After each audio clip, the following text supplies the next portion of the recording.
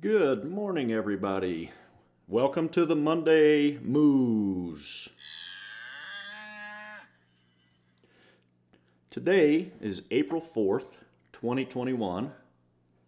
I'm your host, the Cal Sultan. Happy to be back on the air today.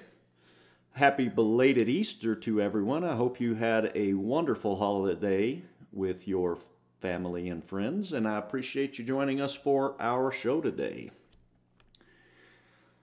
This is the show where you get your information and inspiration in the amount of time it takes to milk one dairy cow. So let's get this old girl dipped and stripped, clean her up real good, and here we go with the Moos of the week. Big story here, World Dairy Expo 2021 will be held in Madison, Wisconsin. They are discussing a long-term contract extension, and that is underway. On April 1st, World Dairy Expo and Dane County, Wisconsin officials confirmed the 54th edition of the event will be held at the county-owned Alliant Energy Center, September 28th through October 2nd, 2021.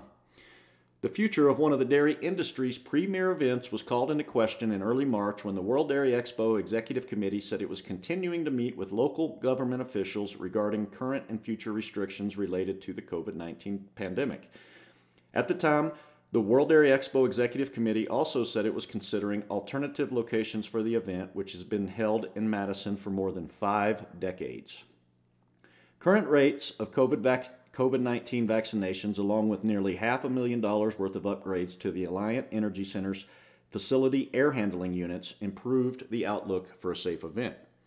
World Dairy Expo historically attracts more than 60,000 people over that 5-day event. Another interesting story here. The Lely Orbiter, which is a on-farm milk processing unit. I believe it's released in Europe. Not sure if we have any in North America. It's quite a neat idea, but it's being put into use on more farms. And the product that's resulting from the Lely orbiting on-farm milk processing plant is called My Milk. And seems like the farmers that have been using the Lely Orbiter are noticing, with the help of a taste panel, that they're trying to decide which milk had the best taste. After alternations on the basis of genes, the ration turned out to be the most determining factor to the taste. It has been known for some time that the ration has significant influence on the composition of the milk, and with this new insight, it convinced Lely to start developing the ideal ration for the tastiest milk. The first experiment with the Lely vector feeding system showed, among other things, that adding the right amount of raw cocoa and grasses with high sugar contents resulted in milk which tasted like conventional chocolate milk, therefore creating a unique, natural, and sustainable chocolate milk. Alternatively, a tasty smoothie can be created by replacing the cocoa with fruit. Lely is currently investigating whether it is possible to make buttermilk by adding acidic feed components to the ration. And this is all from a Lely press release, but very interesting outside-the-box thinking there. Found that story to be a very much interesting story. Just wondering, also a good time to plug Tillamook Cheese. That's a great creamery up in Oregon, and I totally agree. I prefer Tillamook County Creamery products, and that's because those cows eat a very high ration of grass, and I think it makes the milk taste better. Just my personal opinion. Next story here. At least 5 people in Washington State, USA, have infections from Campylobacter after drinking unpasteurized raw milk from Dungeness Valley Creamery. State tests found the bacteria.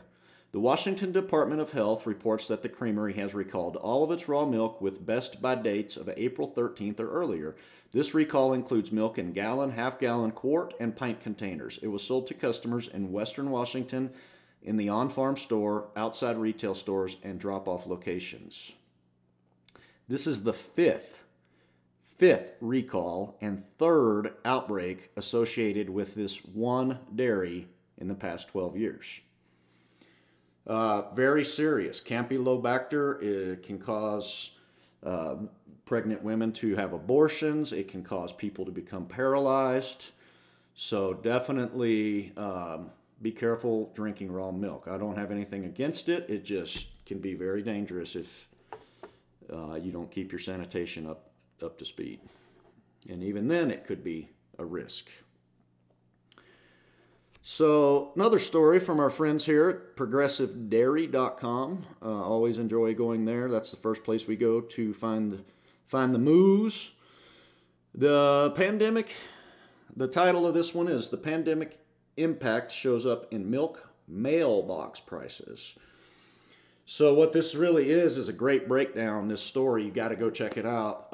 It's really a good explanation of the difference in milk mailbox prices and all milk prices and depooling, and one of the most confusing topics in our industry, milk pricing and how to get paid for milk. And so Dave Natsky does a great job of breaking it down. The USDA released their December and 2020 mailbox milk price summaries, providing yet another illustration of how the COVID-19 pandemic disrupted milk marketing last year. When compared to the USDA all milk prices, the price differences also reflect challenges to dairy risk management. First, a disclaimer. Comparing the all milk price and mailbox price is not apples to apples. The all milk price is the gross milk price farmers receive and includes quality, quantity, and other premiums. The mailbox price is defined as the net price received by producers for milk, including all payments received for milk sold and deducting costs associated with marketing. So anyway, it's not exactly easy to explain here on this show, but Dave Natsky again has a great explanation of how all of this pricing takes place. Go over to ProgressiveDairy.com and check it out in the weekly industry news. So finally, we're going to come to our inspirational movement of the day.